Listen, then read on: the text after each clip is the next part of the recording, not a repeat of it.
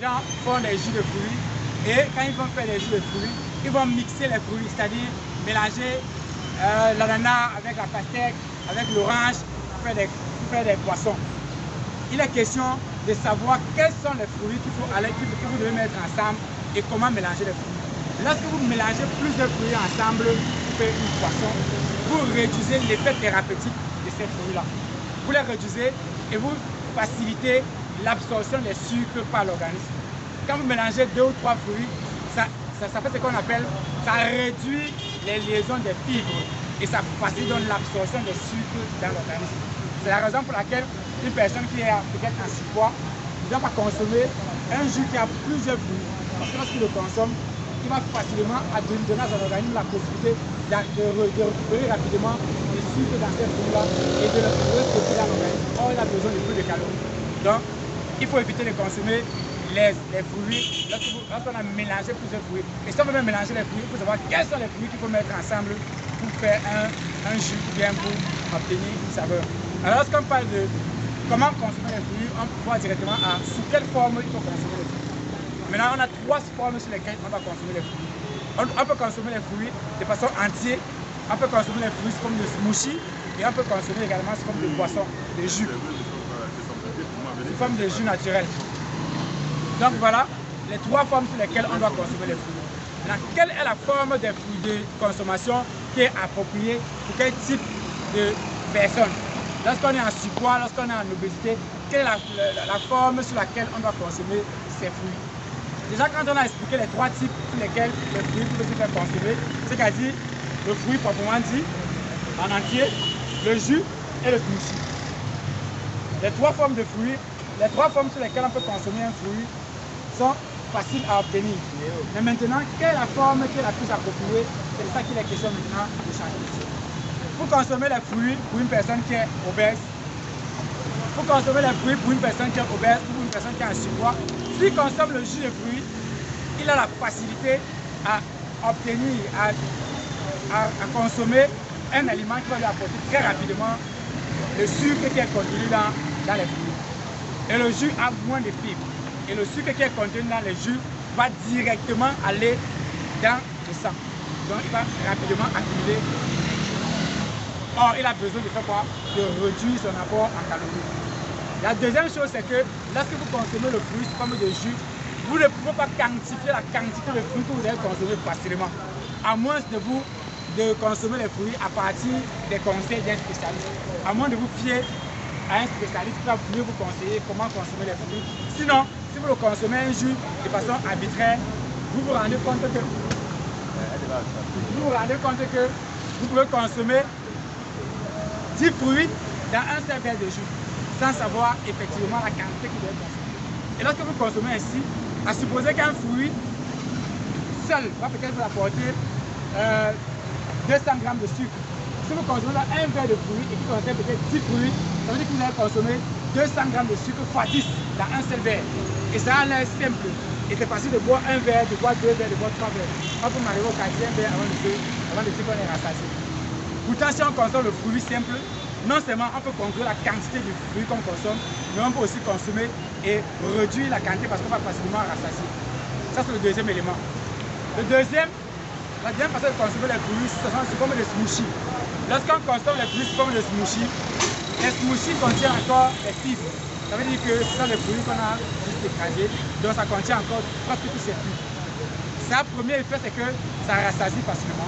Le deuxième effet, c'est que les fibres qui sont contenues dans le smoothie vont donc permettre que l'organisme reçoive le sucre au fur et à mesure. Donc ça va empêcher l'absorption rapide des sucres. Les sucres vont pas se libérer facilement dans le sang. Et donc, l'organisme pourra donc contrôler la façon avec laquelle il reçoit le sucre lorsque vous prenez les smoothies. La troisième façon de consommer le fruit, c'est de consommer le fruit entier et qui est d'ailleurs la meilleure façon. Que vous soyez en surpoids, en obésité ou diabétique, vous avez besoin de consommer le fruit en entier. Quand vous consommez le fruit en entier, non seulement vous consommez peu, parce que la façon de consommer va vous apporter tous les éléments du fruit. Il va être rassasiant, ce qu'on appelle l'effet de satiété. Il va vous rassasier plus facilement et vous pouvez contrôler la quantité. Ça veut dire que si vous voulez consommer un fruit ou 2 fruits, il est clair qu'après avoir consommé 2 fruits, vous allez arrêter. Mais dans un jus, vous ne pouvez pas contrôler. Dans un smoothie, aussi encore moins. Donc, du coup, on comprend clairement que la meilleure façon de consommer son jus de fruits, ou de consommer ses fruits, c'est de consommer sous forme de fruits entiers. Pour les personnes encore qui sont diabétiques, c'est encore plus important de savoir sous quelle forme consommer ces fruits. Pour les personnes diabétiques, il est même impératif de consommer les fruits sous forme de fruits entiers. Parce que lorsque vous consommez le fruit entier, non seulement il vous apporte toutes les fibres dont vous avez besoin, mais également vous pouvez contrôler la quantité de sucre que vous ingérez. Le diabétique a besoin de réduire son apport en sucre pour éviter l'élévation de sa glycémie. Donc s'il consomme le jus de fruits naturels et qu'il a consommé un verre de jus de fruits, à peine il a consommé dans les minutes qui suivent, ça va élever la glycémie parce que c'est le sucre direct qui va rapidement élever sa glycémie. Par contre, s'il consomme des smoothies qui sont adaptés pour les diabétiques, il consomme des smoothies à base des fruits qui sont adaptés pour lui, alors il a cette facilité-là. Ces smoothies vont aider à réduire l'absorption des sucres, donc à permettre que lui, qui est diabétique, il puisse éviter d'élever sa glycémie en consommant ces jus-là. Donc, il est vraiment très important de savoir quels sont les fruits à consommer en cas d'une pathologie et quels sont les fruits à ne pas consommer. Pour les hypertendus, c'est encore plus important. Un hypertendu a besoin de savoir quels fruits il doit consommer par rapport à sa pathologie.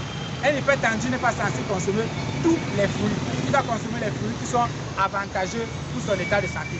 Et les fruits qui sont avantageux pour son état de santé sont les fruits qui sont riches en potassium. Parce que l'hypertendu a besoin de beaucoup de potassium dans son organisme. Il a besoin de beaucoup de potassium pour réguler sa tension. Alors, si vous consommez donc un jus de fruits naturels, un jus qui est fait à base des fruits qui ne lui apportent pas assez de potassium, ça ne l'aide pas. Pour que ça puisse l'aider, il a besoin de consommer non seulement des smoothies, mais aussi des fruits entiers à base riche en potassium, à l'instar de la banane douce que nous avons là-bas, qui est très bonne pour les personnes hypertendues, qui vont les aider à améliorer et à réduire et à nettoyer également les vaisseaux sanguins pour favoriser une meilleure circulation sanguine et à baisser la tension. Donc c'est un peu ramasser quelques éléments qu'il faut savoir avant de consommer les fruits. Donc la consommation des fruits ne doit pas se faire au hasard. Désormais, chacun qui est ici doit savoir que pour consommer les fruits, il faut respecter une certaine logique. C'est la raison pour laquelle il est très important d'avoir des connaissances suffisantes pour pouvoir accompagner les individus au quotidien. Donc la majeure partie des personnes qui font l'accompagnement diététique et qui ne maîtrisent pas l'alimentation, qui ne maîtrisent pas comment mélanger les aliments, comment conseiller les individus, comment l'organisme fonctionne, ne peuvent pas atteindre les résultats satisfaisants dans l'accompagnement de leurs patients. D'où nous favorisons des personnes à venir se faire former dans le domaine de l'alimentation, à se former en diététique. Et nous proposons des formations dans le cadre de la diététique qui pourraient donc aider les différentes personnes à maîtriser l'alimentation afin de mieux accompagner la population dans la prise en charge alimentaire. Donc pour ne pas être trop long, je vais laisser la parole à Coach Emi qui va nous expliquer à peu près comment consommer, quels sont les aliments qu'il faut consommer, quels sont les fruits à favoriser pour aider l'organisme à facilement perdre les graisses, à facilement perdre du poids. Car elle est experte en alimentation tropicale et elle est très apte dans le cadre de la prise en charge du poids et elle va vous expliquer en quelque sorte de quoi il est question. Coach Emi, tu as la parole. Merci.